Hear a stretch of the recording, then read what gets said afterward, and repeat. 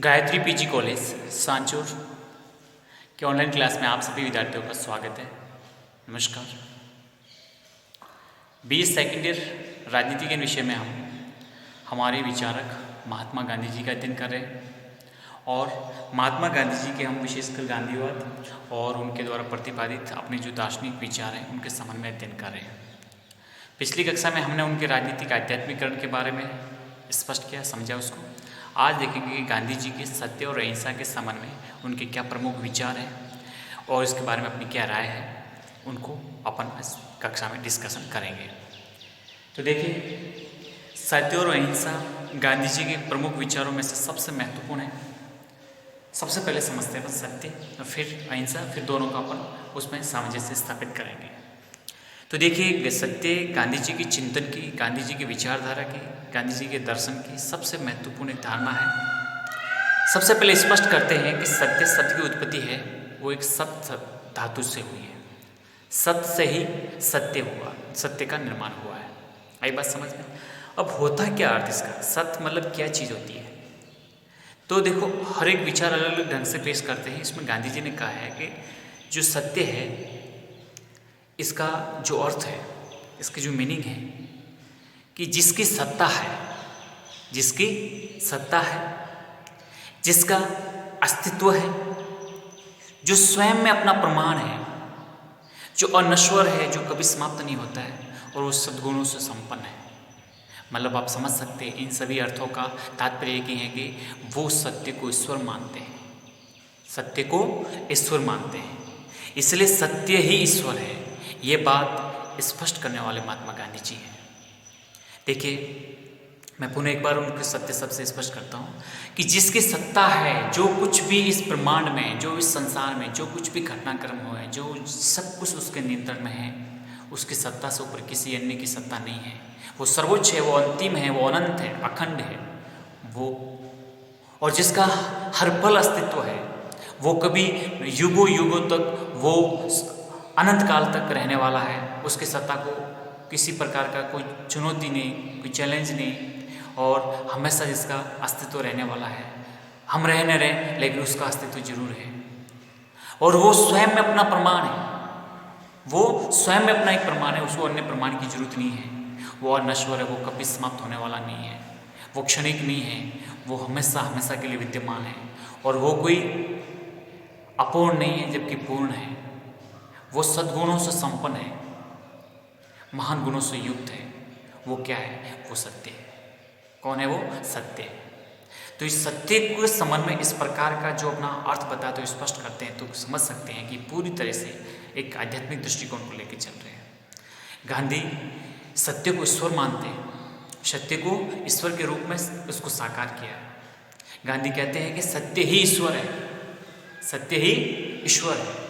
आपने सत्य को पहचान लिया, सत्य को आत्मसात कर लिया, तो आप बिल्कुल ईश्वर के नजदीक पहुंच जाएंगे। इसलिए गांधी कहते हैं कि ये एक बहुत बड़ा कठिन प्रश्न है, किंतु स्वयं अपने लिए मैंने इसे हल कर लिया है। अब ये कोई किसी ढंग से पूछा जा सकता है कि सत्य क्या है, तो हर कोई अपने अपने ढंग से उसको उत्तर देने की व्याख्या करेंगे, लेकिन मैं कहता हूँ कि मैंने अपने लिए इसे हल कर दिया है। किसे? सत्य को, कि तुम्हारी अंतरात्मा जो कहती है वही सत्य है। गांधी जी कहते हैं कि ये बहुत बड़ा कठिन प्रश्न है, किंतु स्वयं अपने लिए मैंने इसे हल कर लिया है कि तुम्हारी अंतरात्मा जो कहती है वही क्या है? सत्य है। मतलब हमारे आत्मा की आवाज, आत्मा क्या कहती है? आत्मा के निर्देशों पे चलो। ध्यान रखना, कभी भी कितने बुरा से बुरा आदमी हो, अच्छा से अच्छा आदमी हो, आप स्वयं एक महसूस करेंगे कि आत्मा की आवाज आपके अंदर भी आती है।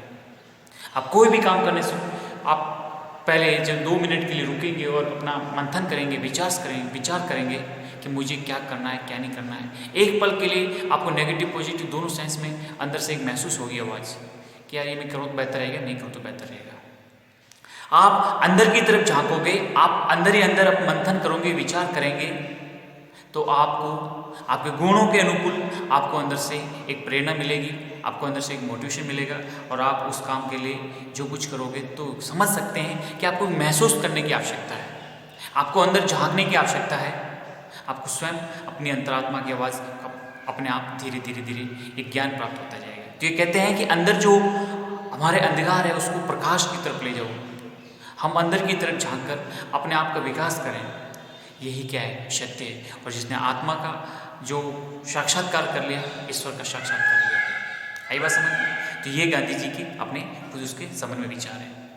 सत्य ग्रहण कर व्यक्ति को अपनी अंतरात्मा की शुद्धि करनी चाहिए कि सत्य के मार्ग पर चलकर आप व्यक्ति अपनी जो अंतरात्मा का शुद्धि करनी चाहिए, क्योंकि हम मनुष्य हैं, हमारे से गलतियां होती हैं, हम गुण अवगुण दोनों रास्ते पे चलते हैं।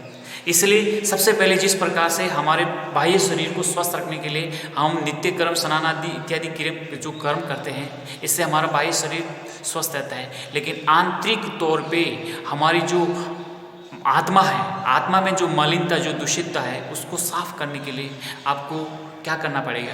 किसी शैम्पू या किसी साबुन की आवश्यकता नहीं है। उसकी सफाई के लिए आपको कुछ शुद्धि के प्रयास करने होंगे। क्यों? क्योंकि शुद्ध अंतरात्मा ही या शुद्ध अंतरात्मा की वाणी आपकी सत्य हो सकती है। ठीक है?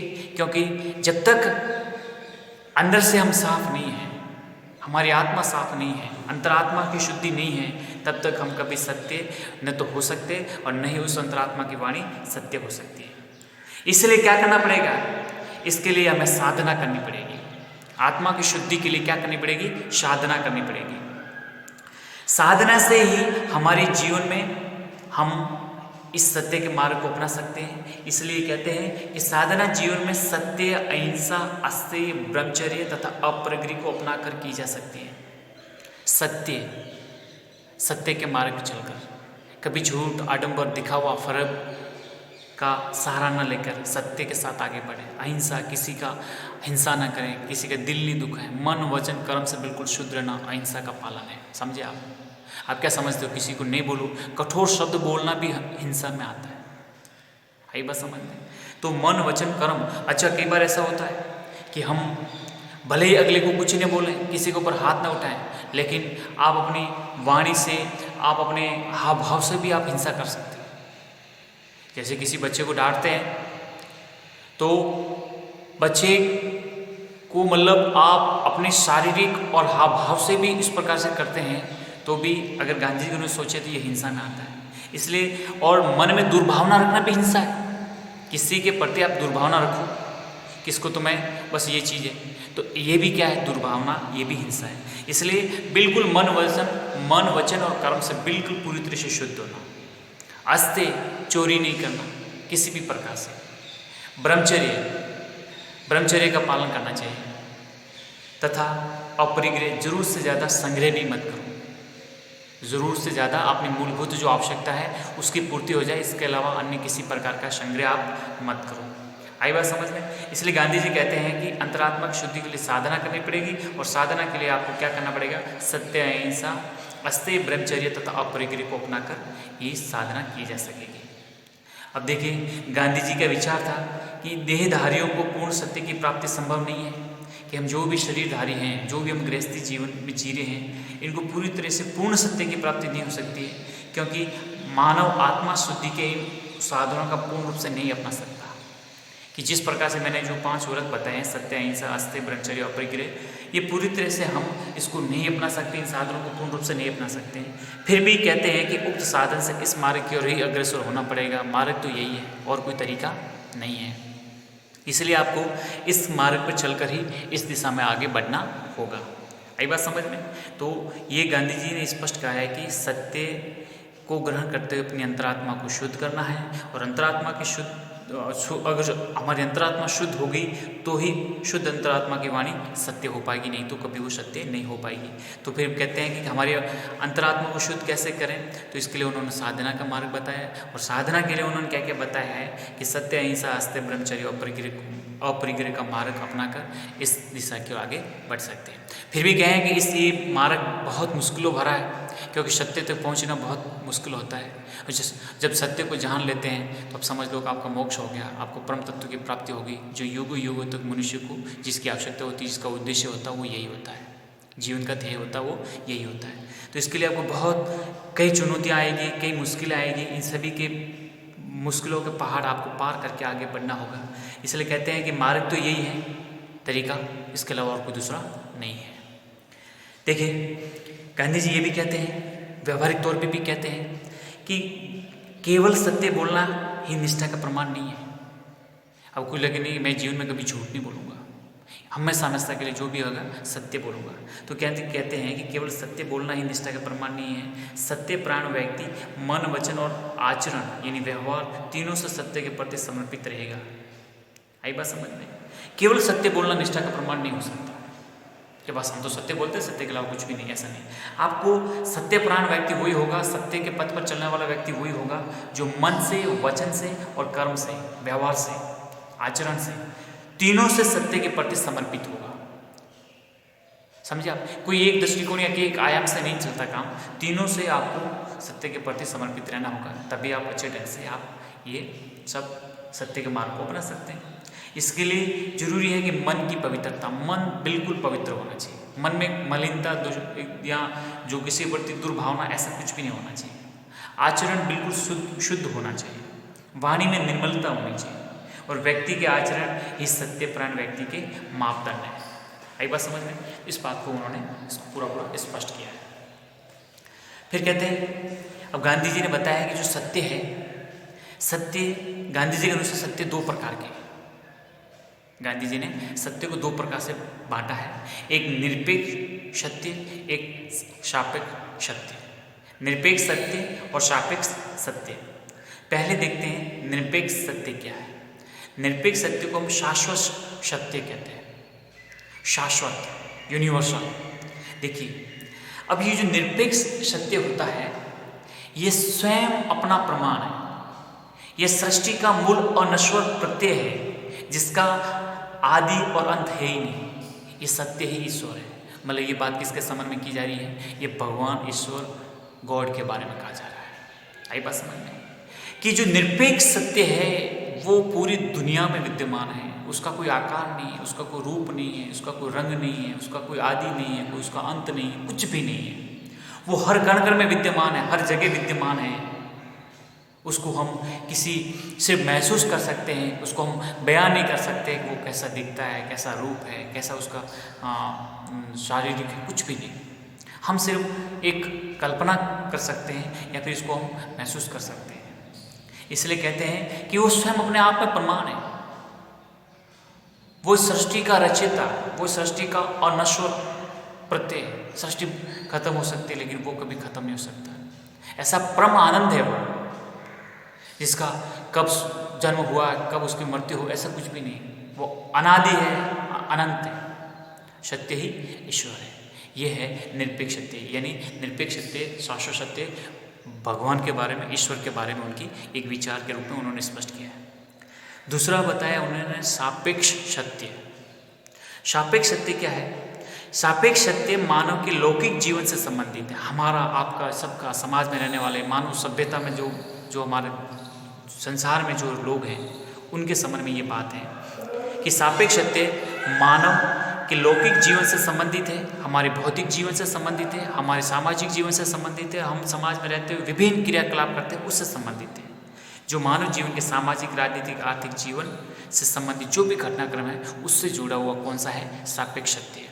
इसलिए बहुत आसान भाषा में आपको मैंने स्पष्ट किया कि शाश्वत अर्थात निरपेक्ष सत्य भगवान से संबंधित है, और सापेक्ष सत्य जो हम सभी मानव इस भौतिक दुनिया में, इस लौकिक दुनिया में जो निवास करते हैं, पले बढ़ते हैं, सब कुछ अपना जीवन यापन करते हैं, जो हमारी विभिन्न सामाजिक, राजनीतिक, आर्थिक, सांस्कृतिक, जो भी हम जिन क्षेत्रों में जो भी हमारा काम जिससे पाला पड़ता है, वो हमारे सापेक्ष सत्य से जुड़ी बातें करते हैं। आई बात समझ में?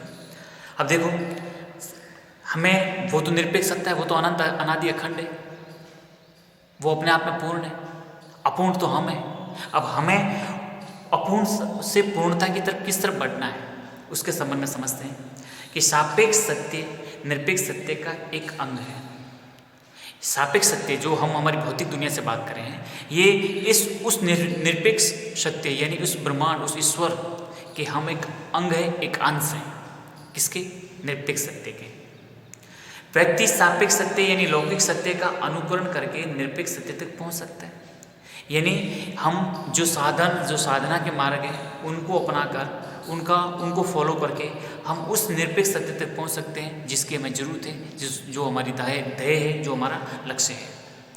मतलब उस निरपेक्ष सत्य तक पहुंच जाना, उसे समझना और मानव जीवन का अंतिम लक्ष्य क्या है, उस ब्रह्म को जानना जिसके लिए हम पैदा हुए हैं, हमारा लक्ष्य है।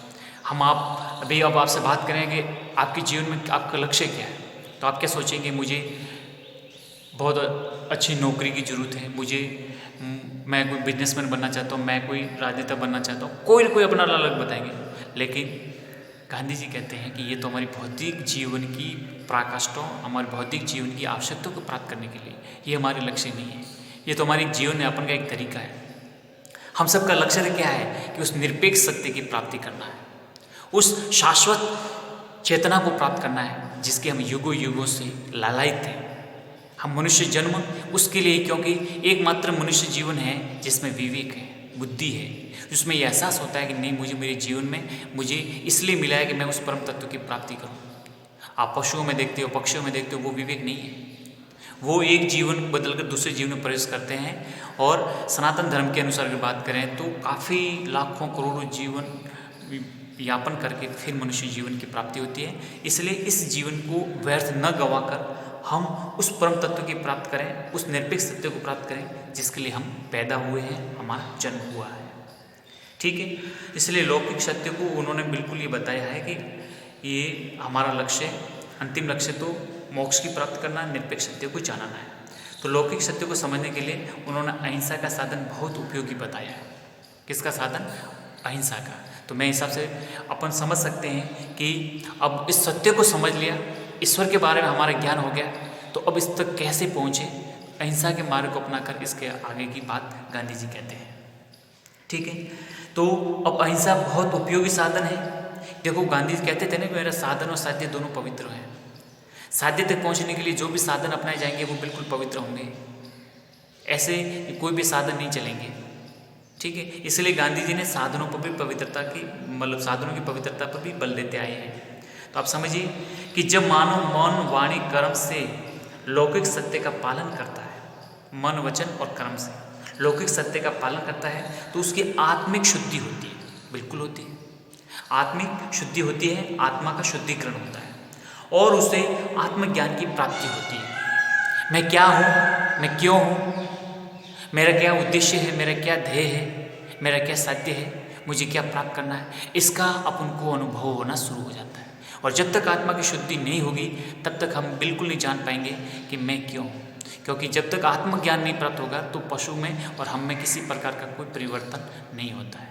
इसलिए ज़रूरी है कि अपने आप को पहचानो, अपने स्वयं को पहचानो, अपने स्वयं को बूझो कि हम क्या हैं, मैं क्यों आया हूँ। तो ये सब क्यों के प्रश्न है ना, ये सब हमको आत्मिक की शुद्धि के साथ ही आपको प्राप्त हो जाएंगे। ठीक है, आत्मज्ञान ही निरपेक्ष सत्य तक पहुंचने की कड़ी है, कुंजी है। आत्मज्ञान हो गया, आत्म साक्षात्कार हो गया, तो हम बिल्कुल सत्य के करीब, उस निरपेक्ष सत्य, उस ईश्वर के करीब पहुंच जाएंगे। इसलिए सत्य का अनुसरण कर मानव जाति अपने कष्टों से मुक्ति पा सकती है। हम सांसारिक जीवन में, भौतिक देह में जितने भी कष्टों का, दुख दर्दों का सामना करते हैं, उनका एक ही तरीका है, सत्य का अनुसरण करो, सत्य के मार्ग पर चलो। किसी प्रकार के आपको धीरे धीरे सब आपके जितने सांसारिक, मानसिक, भौतिक, शारीरिक जो भी दुख है, सब दुखों से क्या प्राप्त हो जाएगी, आपको मुक्ति हो जाएगी। सत्य धर्म और नीति का मूल है। आप देखेंगे कि नीति मतलब नैतिकता, एथिक्स और वैल्यू, और धर्म जो हमारा कर्तव्य पथ, हमारी जीवन पद्धति, इन सब का मूल क्या है, सत्य है। और उनकी मदद से मानव अपने लौकिक जीवन के सभी पक्षों का आध्यात्मिकरण और नैतिकीकरण कर सकता है। मतलब उस सत्य के मार्ग पर चलते हुए उसकी मदद से हम अपने जीवन की जो भी लौकिक जीवन की, भौतिक जीवन की जो भी जिसके सभी पक्ष, सामाजिक, आर्थिक, राजनीतिक सभी पक्ष का पूरी तरह से हम आध्यात्मिकरण कर सकते हैं, नैतिकीकरण कर सकते हैं, उसको सही मार्ग पर चलकर आगे बढ़ सकते हैं। तो इस प्रकार एक आदर्श सामाजिक राजनीतिक व्यवस्था की स्थापना बिल्कुल की जा सकती है, जो बिल्कुल सत्य के मार्ग पे हो, सत्य का अनुसरण करते हुए बिल्कुल हम उस व्यवस्था के करीब पहुंच सकते हैं।